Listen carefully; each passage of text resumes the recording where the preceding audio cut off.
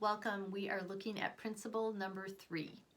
As we look at the principle, as always, we're going to do a quick chat and then we're going to ask some culture questions for you to be able to explore with your teams or by yourself, for you to be able to think about how can we take this principle and grow, protect it, and represent it in our organizations and on our teams. So this next principle, principle number 3, is this: words and body language matter.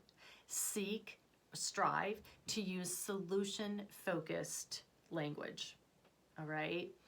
So the principle here, like the other 2 principles that we've looked at, cost nothing. They really are no-cost strategies.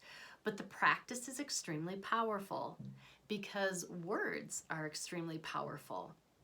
The words that we speak can be extremely beneficial to moving forward and building teams and building the culture that we desire, or it can have devastating costs, not only to team members, but organizations as a whole.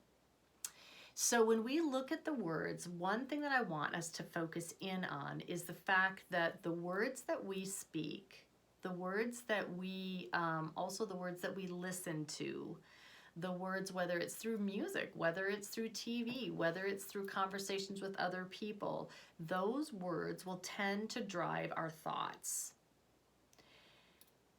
And what we think on will drive our focus. So the things that I think about a lot it starts to drive my focus. And when I am focused on something, what happens is I will usually start to create habits around that focus. Words are so powerful. It's just a grouping of words, right? But like when we think about a conversation as a grouping of words, that grouping of words creates these individual conversations. And it's conversations that really drive cultures. So today when we look at our culture questions, we're going to start really exploring what type of conversations are we having. Are they solution focused? Are we using words and body language that build or become barriers? So one of the questions that I want us to explore is, do your words or body language, do they build trust on your teams?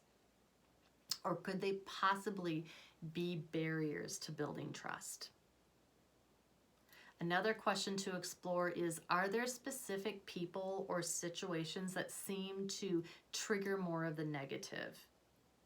And just being aware of that allows you to kind of walk into those situations, those conversations with those folks or those circumstances with a little bit of a red alert, a little bit of a high alert to know that I'm going to be more vulnerable right now to go to that place of being negative, of not being solution rooted. And so therefore I need to be more intentional. Another question to explore is, how do I feel after I've participated in a conversation that has really been quite negative?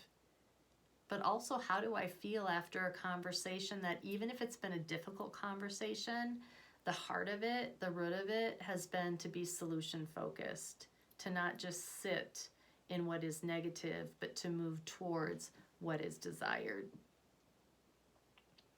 And then a final question, and I think this is sometimes one that you may need to talk with a colleague about, a friend about, because sometimes we're not self-aware of our own impact. And that's extremely important when we're working with teams and in organizations. And so the question is this: am I aware of my words and the impact that I'm having at the table? And is it the impact that I desire? So take time to explore that, to really ask those questions around what is and how are you impacting the tables that you sit at, and is that the impact that you desire to have?